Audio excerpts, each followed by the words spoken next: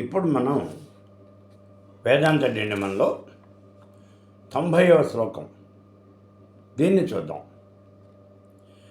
నవిద్వాన్ సంతపేక్షితం కరుణాకరుణోధ్రువం సర్వం ఆత్మేతి విజ్ఞానాత్ ఇది వేదాంత డిండిమః. ఇది చెప్తా ఉన్నది. అంటే లోకంలో ఉండేటటువంటి ఈ మానవులకు కనిపించే కర్తవ్యము అకర్తవ్యము ఉన్నాయి చూడండి. ఇవన్నీ కూడా అనిత్యమైనటువంటివి.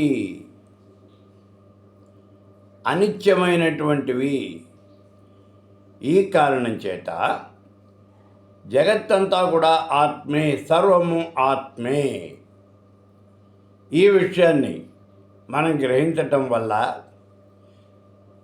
జ్ఞాని దేనివల్లనూ కూడా దుఃఖాన్ని పొందడు. ఇది ఇక్కడ చెప్తోంది. అంటే ఈ శ్లోకంలో చెబుతున్న విషయం ఏమిటి అనే దాన్ని మనం పరిశీలిస్తే జ్ఞానికి దుఃఖం ఉండదు అని చెప్తున్నాడు. జ్ఞానికి దుఃఖం ఉండదు. ఎందుకని దుఃఖం ఉండదు జ్ఞానికి? ఈ చరాచర జగత్తులోనూ మన కంటికి కనిపిస్తూ ఉన్నటువంటి కర్తవ్యము అకర్తవ్యము అంటే మనం చేయవలసిన పని, చేయకూడనటువంటి పని. కర్తవ్యము అంటే మనం చేయాల్సింది, అకర్తవ్యము అంటే మనం చేయకూడనటువంటిది,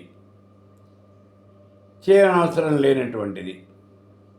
ఈ రెండు కూడా అనిత్యము, ఇవి నిజం కాదు అని అంటూ ఉన్నారు. ఇది ఒక విషయం. రెండోది ఏమిటి?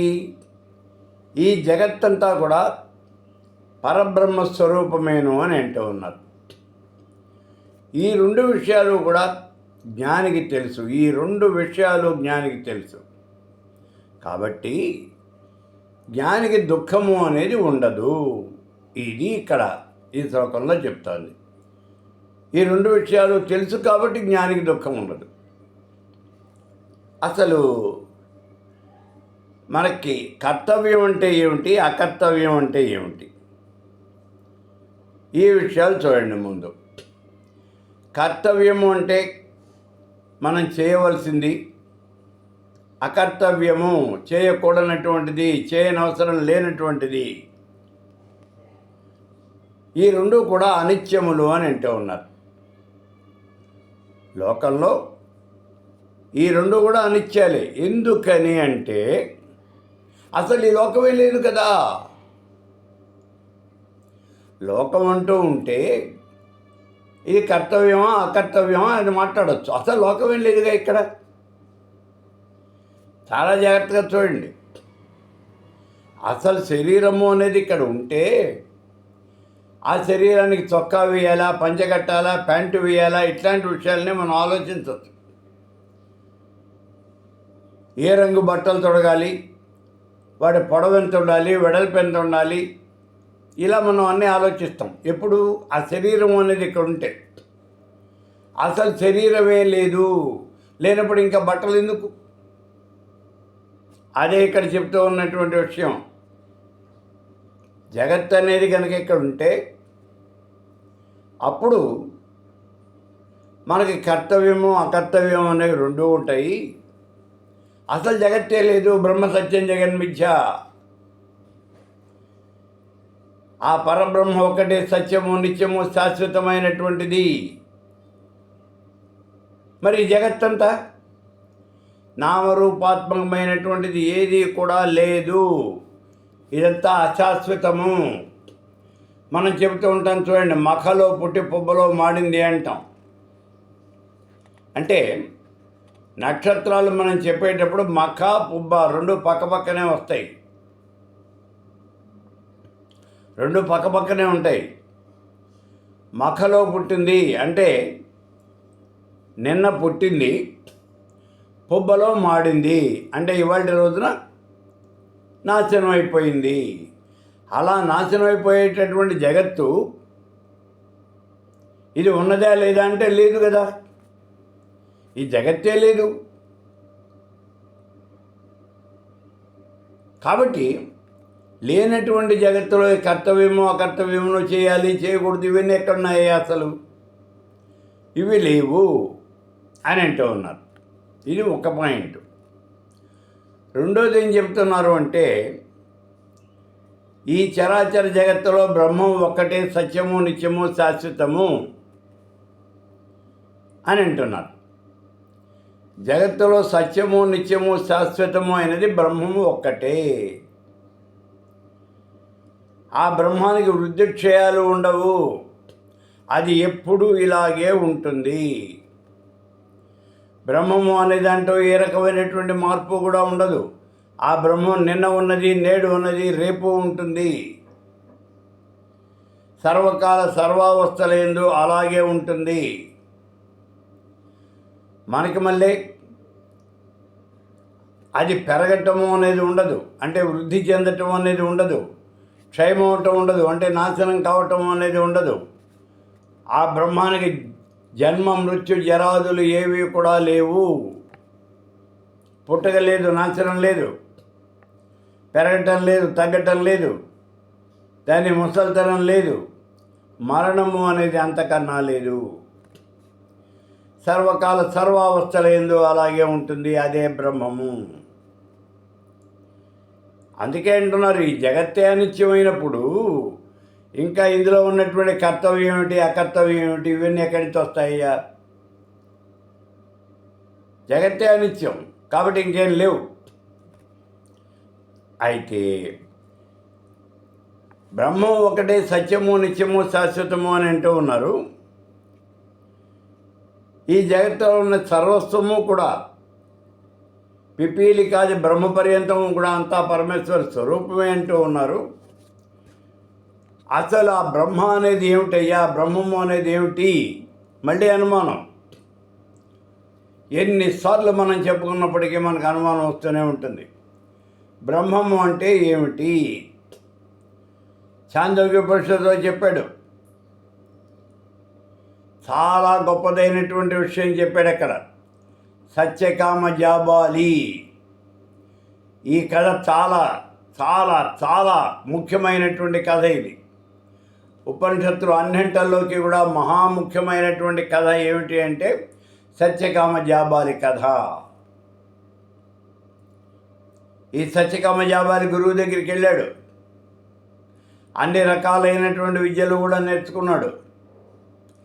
అంటే వేదాంగాలు, పురాణాలు, ఇతిహాసాలు, ఉపనిషత్తులు అన్నీ చదువుకున్నాడు. యజ్ఞయాగాది క్రతువులు చేశాడు, చేయించాడు. ఇప్పుడు ఆయనకి బ్రహ్మ విద్యను తెలుసుకోవాలి అనిపించింది. బ్రహ్మ విద్య అంటే ఏమిటి? ఆ కాలంలో బ్రహ్మ విద్యలో నిష్ణాతుడు గౌతముడు. గౌతముడి దగ్గరికి వెళ్ళాడు. గురువర్య, నేను బ్రహ్మ విద్యను నేర్చుకోవాలనుకుంటున్నాను, తెలుసుకోవాలనుకుంటున్నాను, నాకు చెప్పవలసింది అన్నాడు. సరే రావయ్య అన్నాడు. ఆశ్రమంలో ప్రవేశించాడు ఈ సత్యకామ జాబాలి. రోజులు గడుస్తున్నాయి, నెలలు గడుస్తున్నాయి, సంవత్సరాలు గడుస్తున్నాయి. గురువుగారు ఒక్క మాట చెప్పలా. ఇతడు మాత్రం ఆశ్రమంలో సేవ చేస్తూ ఉన్నాడు. గురువుగారికి అన్ని రకాలైనటువంటి సేవలు చేస్తూ ఉన్నాడు. గురువుగారు ఎప్పుడు ఏ రోజున వీడి పాఠం చెప్పిన పాపను పోలా. ఎందుకని చెప్పలేదు అని అంటే ఇక్కడ ఒక సూత్రం ఉంది. బ్రహ్మ విద్య అనేది ఒకళ్ళు చెబితే వచ్చేది కాదు. ఎవరికి వాళ్ళు స్వతహాగా నేర్చుకోవలసినటువంటిది, తెలుసుకోవలసినటువంటిది. అది బ్రహ్మము అంటే. అంతేగాని ఎవడో చెబితే విని ఇది బ్రహ్మం, ఇది బ్రహ్మం అంటే కుదరదు. ఆయన నిలవదు.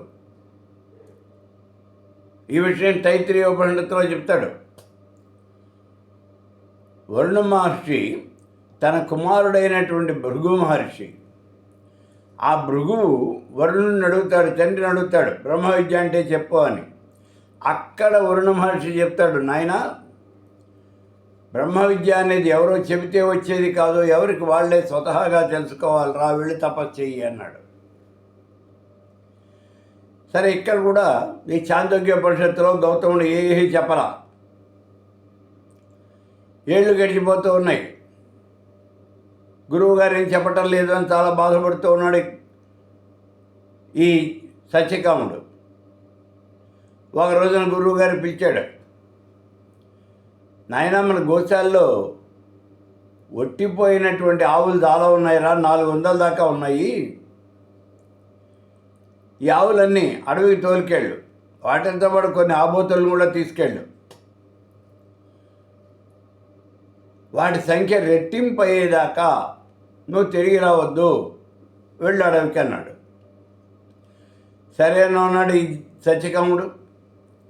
ఆవుల్ని దొరికిన అడవికి వెళ్ళిపోయాడు. ఇప్పుడు ఆలోచిస్తూ ఉన్నాడు. అక్కడ కూడా చాలా కాలం గడిచిపోయింది. ఆవులన్నీ అడవిలో బాగా తిరిగాయి, దొరికిన గడ్డంతా తిన్నాయి, బాగా బలిసినాయి. అవి పిల్లల్ని పెట్టినాయి. ఆ పిల్లలు కూడా ఎదుగుతూ ఉన్నాయి. ఇప్పుడు సత్యకాముడు ఒక రోజున ఓ చెట్టు కింద కూర్చొని ఆలోచిస్తూ ఉన్నాడు. ఏం జరిగింది? గురువుగారు నాకు ఎందుకని బ్రహ్మ విద్యను చెప్పటం లేదు?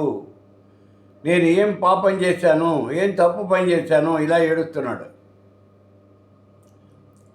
అటువంటి సమయంలో ఎవరో మాట్లాడుతున్నట్టుగా వినిపించింది సత్యకాముడికి. కళ్ళు తెరిచి చూశాడు. ఎదురుకుండా ఒక ముసలి ఆబోతు నుంచొని ఉంది. ఆ ముసలి ఆబోతు చెబుతుంది, సత్యకామ, నీకు బ్రహ్మ విద్య కావాలి కదా.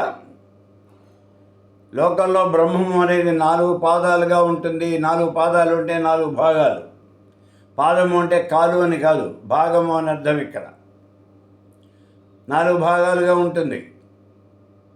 అందులో మొదటి భాగాన్ని నేను చెప్తాను, విను. ఏమిటి? ఈ జగత్తులో తూర్పు, పడమర, ఉత్తరం, దక్షిణం 4 కూడా పరబ్రహ్మ స్వరూపమే. రెండో పాదాన్ని నీకు అగ్నిహోత్రుడు చెబుతాడు.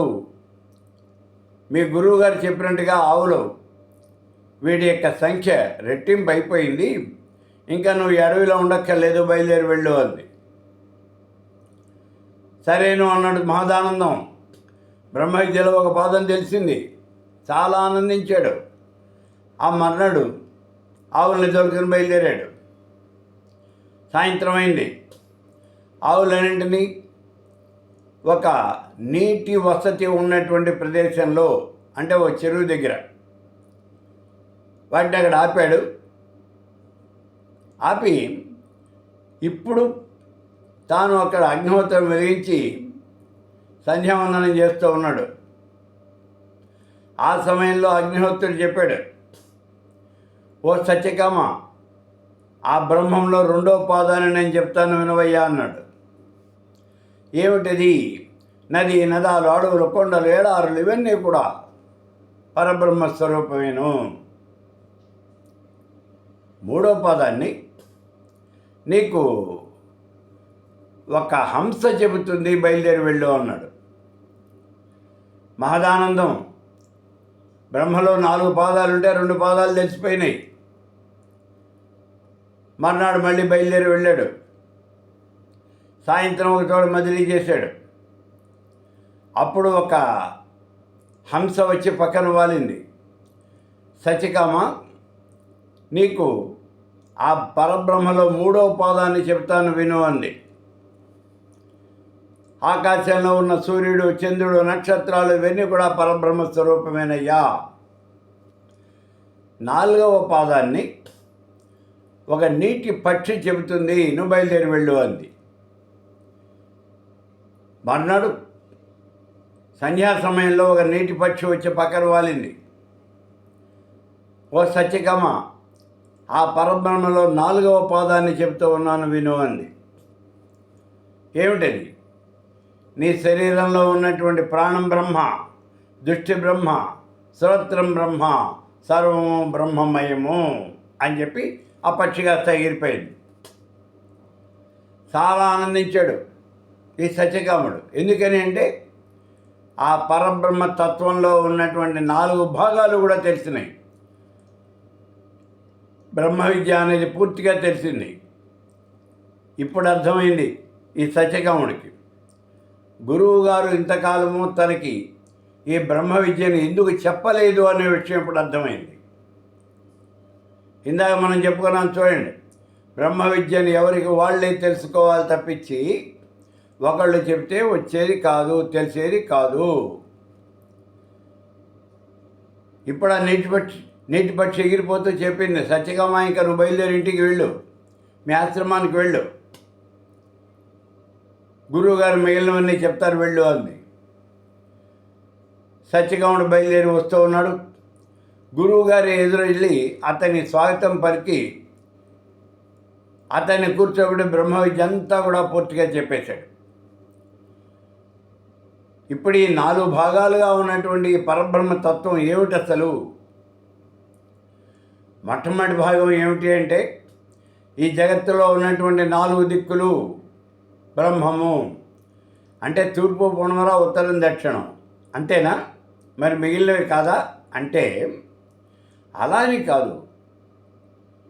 1-2 విషయాలు చెబితే మొత్తం చెప్పినట్టే లెక్క. అందుకే ఇక్కడ చెప్పారు తూర్పు, పడమర, ఉత్తరం, దక్షిణం, ఆగ్నేయం, నైరుతి, వాయువ్యం, ఈశాన్యం, ఊర్ధ్వదిక్కు, అధోదిక్కు, దిశలు కూడా పరబ్రహ్మ స్వరూపమేనయ్యా. అంటే జగత్తులో బ్రహ్మం కానటువంటిది ఇంకేం లేదు అని చెప్పేశాడు. రెండోది ఏమిటి? ఈ జగత్తులో కంటికి కనిపించేవి దృశ్యమానమైనటువంటివన్నీ కూడా అడవులు, కొండలు, ఎడారులు, రాజులు, రాజ్యాలు, పర్వతాలు, నదులు, సముద్రాలు అన్నీ కూడా నీ కంటికి కనిపించే పిపీలి కాది బ్రహ్మ పర్యంతము కూడా పరబ్రహ్మ స్వరూపమేను అన్నాడు. 3వ పాదంలో ఇక్కడేం చెప్పాడు? ఈ జగత్తులో అంటే ఇక్కడే అనుకుంటావేమో, కాదయ్యా, పైన కూడా అంతేను.